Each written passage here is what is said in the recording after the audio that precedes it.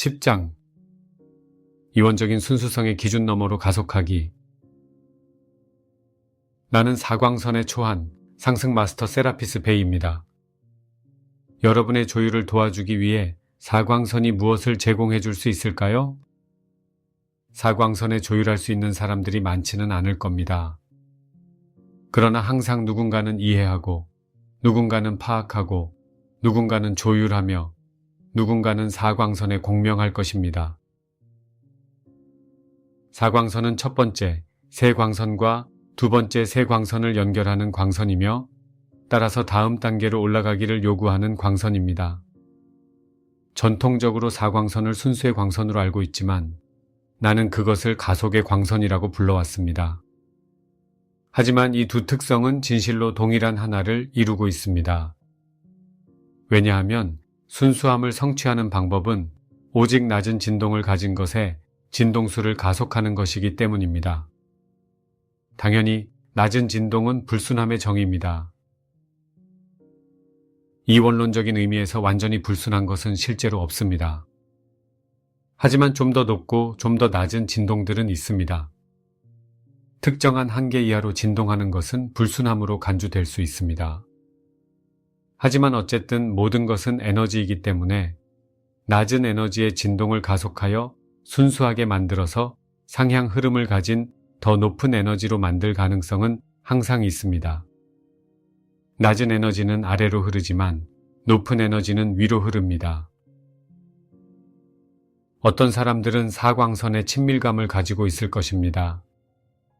아마도 그들은 순수한 것, 흔히 단순하고 복잡하지 않으며 여러 측면이나 해석에 의해 방해받지 않는 것을 좋아할 것입니다. 진실로 여러분이 진동을 보고 진동을 읽을 수 있을 때 지성적인 해석의 여지가 어디에 있겠습니까? 어떤 의미에서 과학이 세상에 도입한 방식으로 이런 정확한 측정, 소위 객관적인 측정을 할 수 있다는 데에는 이론이 별로 없습니다. 온도가 20도이든 40도이든 여러분은 정확한 측정치를 얻을 수 있으며 물론 진동수의 측정에서도 마찬가지입니다. 사광선에 조율하기 위한 도구. 여러분이 사광선에 어떻게 조율할 수 있을까요? 자, 물론 여러분은 다양한 방법으로 조율을 할 수 있습니다. 자아통달 시리즈 중 나의 책인 영적인 순수함을 찾아가는 여정에 실린 디크리들과 기원문들은 조율하는 데 도움을 줄 수 있습니다. 그러나 다른 마스터들이 설명했듯이 우리는 여러분에게 더 단순한 도구들을 알려주기로 결정했습니다. 내가 여러분에게 주고 싶은 첫 번째 도구는 다음과 같습니다.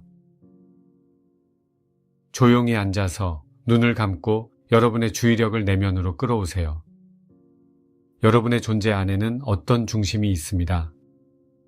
그 중심이 어디든 상관없으며 그것이 꼭 베이스 차크라나 가슴 차크라 또는 다른 특정한 차크라일 필요는 없습니다. 단지 여러분의 주의를 그 중심으로 끌어와서 과학에서 특이점이라 부르는 단일한 점 안으로 들어가세요. 그 안에는 아무런 확장도 공간도 없고 오직 하나의 점만 있습니다. 여러분은 이런 일이 일어난다고 심상화를 하는 것이 아니라 단순히 이런 일이 일어나도록 허용하고 있습니다. 마치 폭발이 일어나는 것처럼 그 점으로부터 흰빛이 방사됩니다. 그리고 그 빛은 여러분의 오라를 통과하고 여러분의 역장을 통과하면서 여러분의 존재로부터 빛을 내뿜습니다. 이것은 매우 간단한 심상화 명상입니다. 여러분의 주의력을 중심의 특이점 안으로 끌어당기고 빛이 밖을 향해 폭발하도록 허용하세요. 이 심상화 명상을 한 번에 3시간씩 하는 것은 권장하지 않습니다. 처음에는 3번 정도로 시작해서 너무 부담되지 않게 하세요. 하지만 이것은 사광선의 순수함을 물질층에서 볼 수 있는 어떤 백색보다 더 흰 백색의 빛이 방사되는 것을 느낄 수 있는 강력한 연습법입니다. 여러분의 몸에 특정한 질병이 있는 경우 이 연습을 하면서 신체의 특정한 지점에 주의를 집중한 다음 빛이 방사되게 하세요. 이때 여러분은 빛을 강제적으로 밀어내는 것이 아니라 단순히 그 단일한 점에 주의를 집중한 다음 사광선의 초안인 내가 백색의 빛을 방사하도록 허용해야 합니다. 선형적 사고는 모든 것을 복잡하게 만들고 싶어 합니다. 다시 말하지만 이것은 매우 간단한 연습이지만 단순함이 변화의 열쇠인 경우가 많습니다. 변화, 즉 자기 초월은 복잡한 것이 아닙니다. 모든 것을 복잡하게 만들려고 하는 그 마음으로는 자기 초월을 할 수 없습니다. 왜냐하면 그 마음은 자신이 우월하거나 세련되었다고 느끼면서 어떻게든 힘으로 하늘나라에 들어갈 방법을 찾을 수 있다고 생각하기 때문입니다. 그것이 그 마음이 원하는 것이며 그것은 에고가 아니라 선형적인 마음입니다. 우리가 선형적 마음에 대해 이야기했지만 지금 선형적인 마음을 비난하는 것은 아닙니다. 선형적 마음에는 제자리가 있고 제 기능이 있습니다. 그것은 물질 세계에서 여러분이 하는 많은 일에 도움을 줄 수 있습니다. 지금까지 보아왔듯이 과학은 대부분 이러한 선형적 마음에 기반을 두고 있습니다. 이로 인해 과학은 핵전쟁이나 환경오염 등 지구의 미래에 큰 위협이 될 수 있는 문제들을 만들어내기도 했습니다. 선형적 사고에는 제 기능이 있습니다. 제자리가 있습니다. 하지만 선형적 사고를 지배적인 위치에 둔다면 문제를 일으킬 수밖에 없습니다. 그것은 문제를 일으킬 것입니다. 그러므로 여러분을 하늘나라로 데리고 가는 것은 선형적인 마음이 아닙니다. 하지만 일단 여러분이 영적인 여정을 발견하고 영적인 가르침을 공부하기 시작하면 선형적인 마음이 여러분을 하늘나라로 데려갈 수 있다고 믿기 시작합니다. 왜냐하면 그 마음은 모든 것을 특정한 방식으로 바라보기 때문입니다. 만일 가진 도구가 단지 망치밖에 없다면 모든 문제가 못이라고 생각한다는 미국 속담을 들어보았을 것입니다. 자, 선형적인 마음이 가진 유일한 도구는 분석과 합리적인 사고입니다.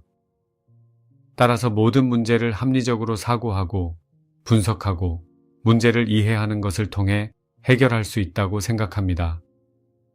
그리고 일단 문제를 이해하면 선형적 마음은 자신이 그것을 해결할 수 있다고 생각합니다. 왜냐하면 여러분이 선형적으로 이해할 때는 선형적인 해결책을 보게 되기 때문입니다. 물론 영적인 성장의 문제에 대한 선형적인 해결책은 없습니다. 오직 선형적인 마음만이 그것을 문제로 볼 것입니다.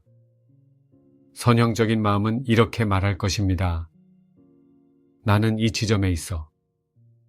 나는 여기에 있으면 안 돼.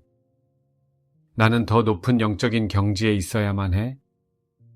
그 경지로 가는 선형적인 진보가 틀림없이 있을 거야. 그런 진보를 가져오는 메커니즘을 알아낼 수만 있다면 나는 하늘나라로 들어갈 수 있어. 물론 우리는 여러분에게 영적인 여정의 개념과 선형적인 마음이 좋아하는 144단계의 의식에 대해 말해 주었습니다.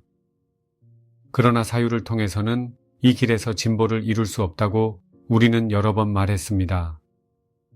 그것은 여러분의 의식을 전환하는 문제이지 지적인 이해의 문제가 아닙니다. 대부분의 사람에게 일어난 일은 그들이 의식의 48단계 아래로 내려갔다는 것입니다. 그들은 분리의식으로 들어갔습니다. 그들은 두 극단을 가진 선형적인 의식에 압도되고 눈이 멀었습니다. 그리고 이러한 이원적인 견지에서 볼 때 한 극단은 문제이자 극복해야 할 조건이며 다른 한 극단은 해결책이자 이루어야 할 조건이라고 생각합니다. 선형적인 마음은 이런 생각으로 들어갑니다. 우리가 어떻게 그 문제를 근절할 수 있을까? 어떻게 해결책을 가져올 수 있을까?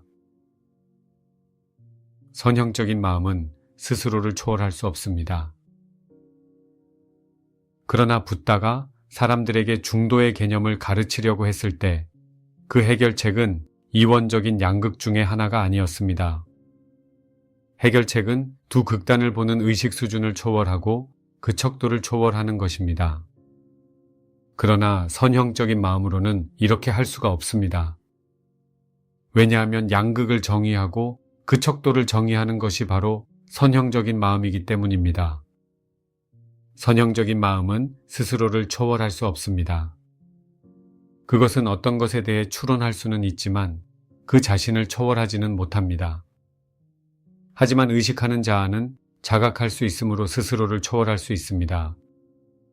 반면 선형적인 마음은 컴퓨터와 비슷하며 인공지능을 가지고 있어 적응 능력을 갖춘 정교한 컴퓨터에 가깝습니다.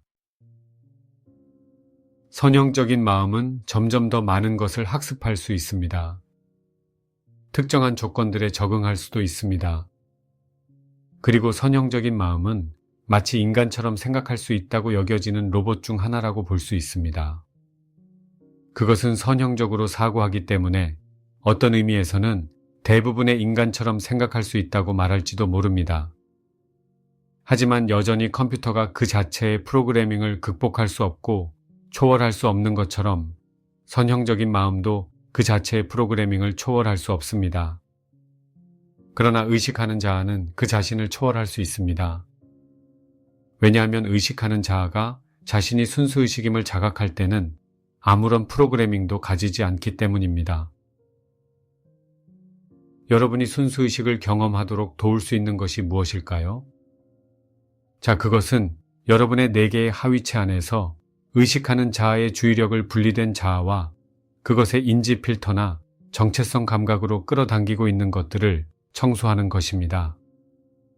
여러분이 충분한 정도까지 이 작업을 하고 나면 의식하는 자아가 그곳에서 빠져나오기가 더 쉬워집니다.